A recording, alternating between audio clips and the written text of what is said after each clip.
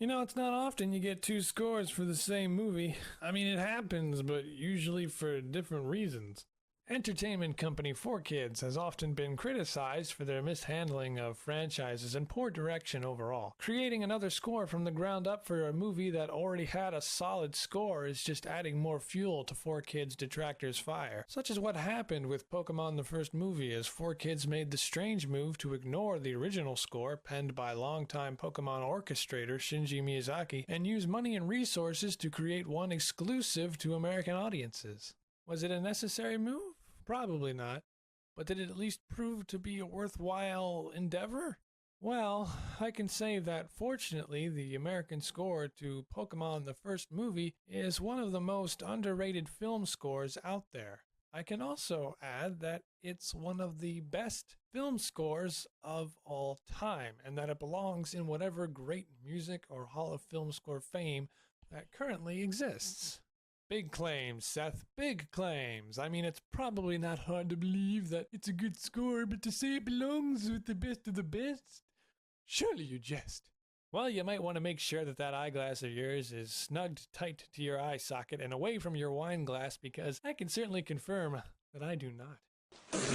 So if you're not convinced, then please allow me just a sparing moment of your time to defend this perceived madness.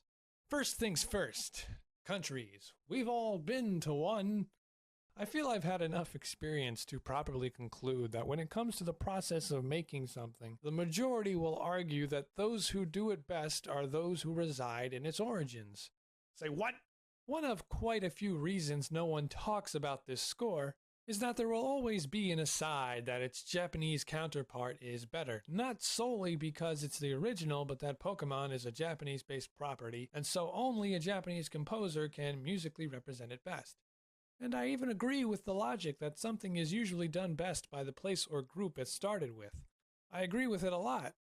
Actually, I agree with it too much, as I feel such theory is just stupidly redundant to begin with. Yes, those who make the best Wallace and Gromit are probably going to be English. Those with the best river dances? Probably Ireland. Who makes the best German chocolates? Texas? No, it's Germany, stupid. Don't you even get the hint in the name? Chocolate practically sounds German. Americans can't make the greatest Wallace and Gromit. We don't know England. We just like to watch them go up to the moon and make cheese topping out of it for crackers, because we don't got lit better to do. I don't. That's why I'm making this video right now. Still, even with all this said, I don't think it's out of reason to suggest that every now and then, every 1 out of 10 times, every 0.1%, every silver moon, someone somewhere else does a good job. Maybe even an arguably better one. I mean, some of the best river dances I know are actually Belfast, not Irish. Actually, they're the same thing. What do you mean that's the same thing? It's no secret that since I already suggested the American score is one of the best ever, that I naturally like it more than Miyazaki's score. Not that I don't like his score, I actually enjoy that one too and find it an interesting listen when compared to its counterpart. Whether one likes the original score better is besides the point. I just feel that rubbing off this score because it's, I don't know, ethnically inferior is simply wrong. I mean, how would you like it if on a hot day you crunched up some ice, ate it, and in your relief turned to the guy next to you and said, "Ah, that's some refreshing ice," and the guy went, "Yeah? Well, you know who has better ice? Antarctica. So don't go and tell me your freezer ice is good because the freaking Earth made it over there. God." Then you realize that guy is a talking polar bear and he maws your face off. Rude. I don't want this to be some dumb contest between the two scores, though I know the other accusation pointed my way is that I'm somehow biased to the American score because it's the one I heard first as a kid. That doesn't really make any sense. I don't see the logic in that. I mean, I can still remember as a kid after watching the movie in the theater that the first thought that came to my mind walking away was that I wish I had written the script instead. In other words, I didn't like it. It wasn't a terrible movie. There were some good things to say about it, including the music, which as soon as the first few notes ejected from the speaker hit my ears with immeasurable delight. Nostalgia had nothing to do with it. I just liked the music. The American score to Pokemon the first movie was composed by Ralph Schuckett, a man with a long, successful music writing history, though from what I gather this was a project much different from what he was used to. Regardless, Ralph Schuckett stepped up to the plate to create an unlikely accomplishment in film scoring. Now, when I called this one of the best film scores, I meant it. Lots of people make the mistake of calling a movie's music great because it was a part of something recognizable. In reality, many so-called great scores are really only recognized for a piece or two, if that. The main theme to Indiana Jones is one of the most rousing pieces of music in general that I've ever heard. It's infinitely listenable, but the rest of the score... It's rare when you have a score that's enjoyable as a whole, but Pokémon the first movie is one such rarity. Now, it's not a composer's fault if the music isn't as pleasant to listen to as its theme, since most of the music is working to reflect what's on screen. But regardless of whether you've seen the first movie of Pokémon, the score manages to be thoroughly evocative and mystifying throughout, even with action and exposition-heavy sequences.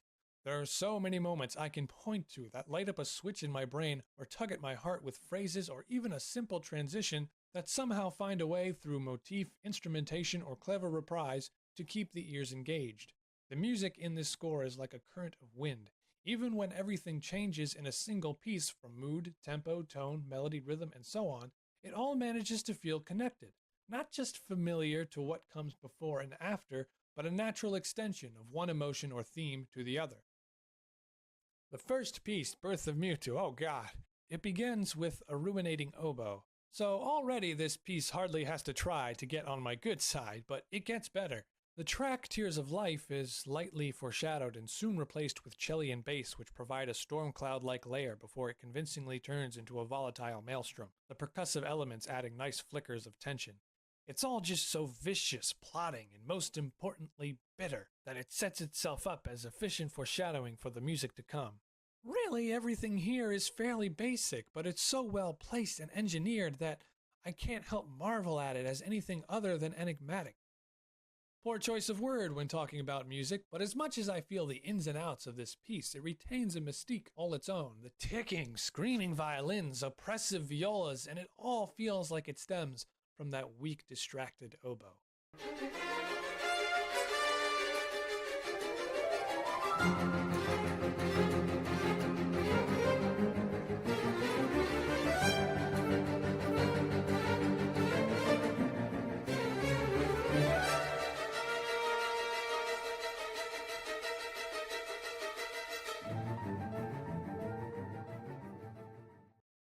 Mystery, adventure, sorrow, and scorn are the four elements that make up the bulk of this score. Track 4 covers a lot of its adventurous side with plenty of quick and clever orchestration.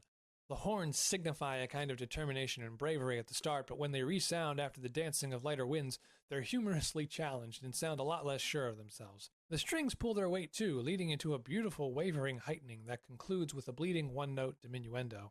After that, the horns return with another brave call. They appropriately end the part of the piece with what sounds like one last yelp. When all this chaos concludes, we're treated with a beautiful oboe and bassoon duet. These moments of sorrow in the score almost seem to pop out at random, even though they never feel like they do. They're the glue of the score, a lingering conflict that never lets you forget why we're all here in the first place. A good score supports the story of a film and the thoughts and emotions carried within them. But on occasion, a truly great score can actually convey more of a story than what the movie is actually letting on. I'm sure you can think of a moment in a game or movie that might not have gotten the reaction out of you that it did without the great musical flavoring it was given. Jaws is a great simple example. If you play any shark scene without the music, you'll probably still be on edge for the poor sap about to be devoured. Add the famous music though and you get a whole other kind of dimension added to it. You're still in suspense, but now you might be asking yourself questions like when, why, or how, which the music, in its own way, provides. Yes, it's time we talk about the deleted scene from Pokémon the first movie, as I feel it helps explain how this score is able to achieve that extra layer of conveyance. There's a deleted dream sequence in the film that's infamous among fans. All you need to know is that a scientist is working on cloning Mewtwo, the film's antagonist, so that if the operation is successful, he can use the same tactic to clone his deceased daughter. Mewtwo has a dream of the daughter's ghost clone or something who dies off in the dream and upsets poor old Mewtwo. What makes people so upset that this scene was removed from the American version is that without it, we don't get as much of the antagonist's character or motivation. I don't know if the scene was to remain when Schuckett composed the score, but even if it wasn't, even if the scene didn't exist, he managed to find a way to get the film's emotional stakes in there. Even without the scene, the score manages to make Mewtwo's anxiety palpable. The music is solely responsible for doing this because nothing else in the film entirely explains what's troubling the character. When the music sulks in the film, it almost seems a little odd because there's really nothing to be sad about in a situation where the stakes feel so one-sided. Yet it works anyway because, like I said, the softer stuff here happens sporadically. They're like ghosts of the past that pop up and drag down your day. That's why this score is so effective. For most of its run, it can never be completely angry or perfectly happy. Something disturbs both of these emotions, and that's what drives this music mad, especially in the first 4 tracks. These depressed moments aren't so much random as natural extensions of every emotion that lingers at the end of another one. It's always there, hidden, right in front of you. Track 9, 3 on 3, is one such case. It's a great action piece, though I like it more for the stuff that comes before the action. The softer music here is quite touching. The moment where a lonely flute sounds and the strings shudder is still liable in giving me goosebumps every now and then. It's arguably the best moment in the whole score, and at the heart of the entire movie's conflict, and by extension, the music itself. Some sort of reassurance from lighter strings quickly follows after, and the flute sweetly dabbles in a calm and plain sadness. Afterwards, the mood sinks, and not long after the snare drums play do we have ourselves a more apparent conflict. Really, the percussion makes this second half of the piece, riling up the motives at play, but the melody of the blaring horns summon and collapse lends it some much-needed complexity. This is music of a losing battle, and the sound of despair in the midst of action helps make a dull situation, that of futility, into something more engaging. What should be the last track on here, track 7, Tears of Life, is sappy as all get out. The film's rushed and weak ending is to blame, but sappy doesn't always mean awful. You can create some pretty stuff no matter how much that tree cries. I almost feel like someone should be singing during this piece, though thankfully no one is. It's a bright melodic piece ripe for some lady to put her voice out in front of it as if the orchestra isn't there. I hardly get to hear music this super happy, so I cherish it in that sense. Really, the only moment where it comes across as overly cheerful is by the 6th time it repeats the melody. This is thanks to skippy brass and serendipitous strings that promise a full emergence of some kind of final resolution, only to give in to one final go at the melody with all its brightness and ending with a simple 3 notes, which can be a bit disappointing. Still, this shouldn't distract one from the smart and pretty instrumental growth Schuckett applies to the piece. It starts with a flute demonstrating the melody. After a reprise of the hero theme from track 4, the violas and celli echo parts of the signature theme. After that, the oboe sounds it only stronger and with more harmonic support. It's a much deeper sadness now, like someone latching onto their grief and accepting its existence for the first time. This type of resonance makes for the strongest moment in the piece. A flourishing occurs and the strings play a patetico. After that, the piece becomes much wider in sound but narrow in depth. Even though I like it, this happy conclusion belies a lot of the emotional strife that came before it. I don't know, maybe it's just some emo side of me.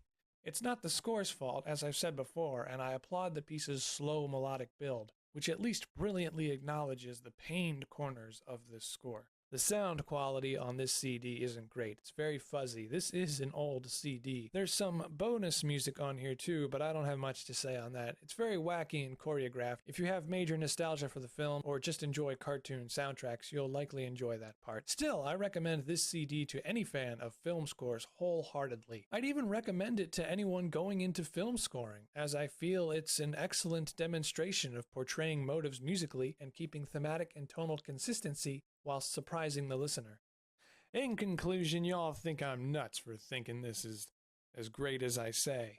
That's crazy. We gotta find him a home. Whoa, that's expensive. Just put him in a Motel 8 and lock the door. It's the same thing. 4.5 stars out of 5. And my MVP pick is 3 on 3, track 9. Take it easy, everybody.